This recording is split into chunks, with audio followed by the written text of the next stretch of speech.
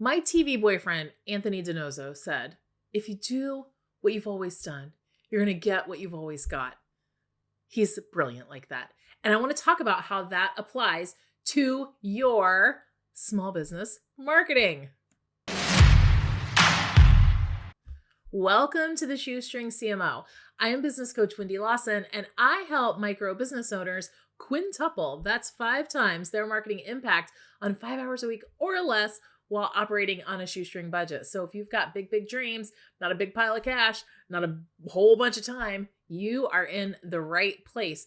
And today I want to talk about marketing resolutions. So no, it's not New Year's resolutions because I'm not a big fan of those, but these are 4 changes that you can make really anytime to your business so that you're not doing what you've always done and getting what you always got. Now, if you had an amazing year, your best year ever, everything is perfect, there's nothing you'd change, you have more business than you know what to do with, things are perfect, you probably don't need this video. However, I'm willing to bet that things were not all that and a bag of chips, right? That there's room for improvement. Even if it was great, there's still room for improvement. And I want to talk about that today.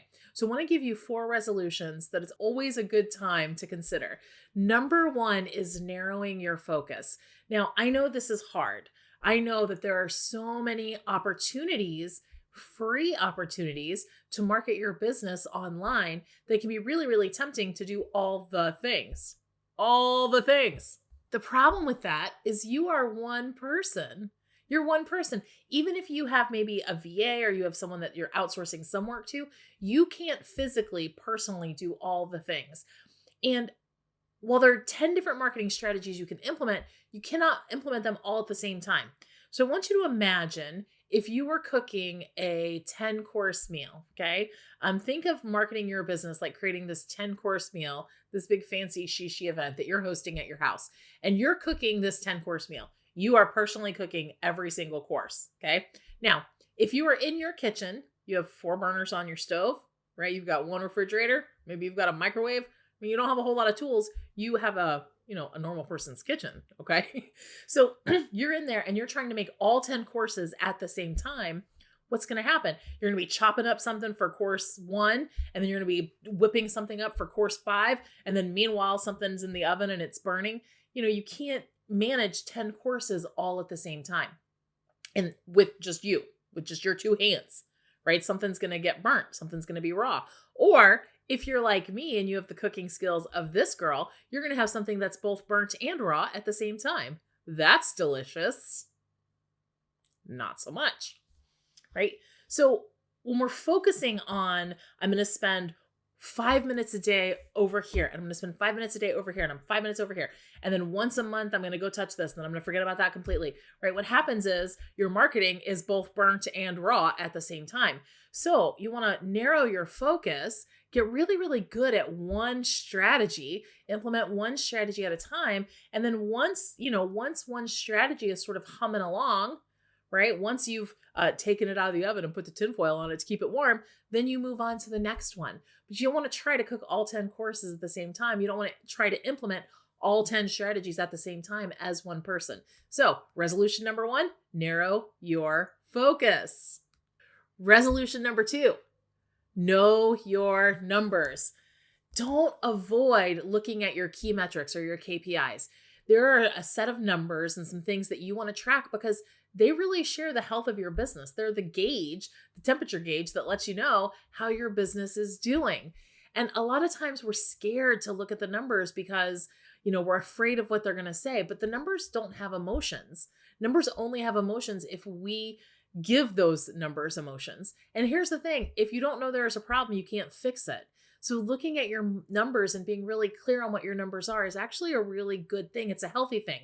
Now, the one sort of caveat I'm going to give you is, for the love of glitter, if you listen to nothing else I ever say in the rest of my entire life, please do not focus on vanity metrics, okay? Marketing exists to support sales. Marketing's function is to drive the sales engine of your micro business. So if your Facebook page or your Instagram or Clubhouse or wherever you're tracking, if it grew by, say, 500 people last month, but your engagement is wah, wah, wah in the toilet and you can't even afford to buy toilet paper because there's no sales, then it's not really a win, right? That's why we don't want to go and, hey, like my page, follow my page. It doesn't do anything for us if it's not converting into sales. And the first step to that is engagement. So don't focus on those vanity metrics that make you feel good, right? It feels like you had a win, but it doesn't convert for you. It's not really getting you closer to the sale. So know your numbers, but avoid those vanity metrics. Now, number 3 and number 4 kind of tied together via the Girl Scouts theme song that I learned when I was in, 4th grade. Resolution number 3 is make new friends. I know it's so comfortable when you've been doing this for a little bit and now you've got some followers and you've got some people that are engaging with you, that it's easy to focus all of your attention on those people. The problem is eventually you're going to run out of people if you're not prioritizing new connections, new friends in the spirit of the Girl Scouts. So you want to make sure that you're prioritizing new connections. And I say prioritize because these things don't just happen on accident, right? You have to cultivate that following. You have to do work to get new connections, to get new followers, to get new engagements, to get new people that are connecting with you.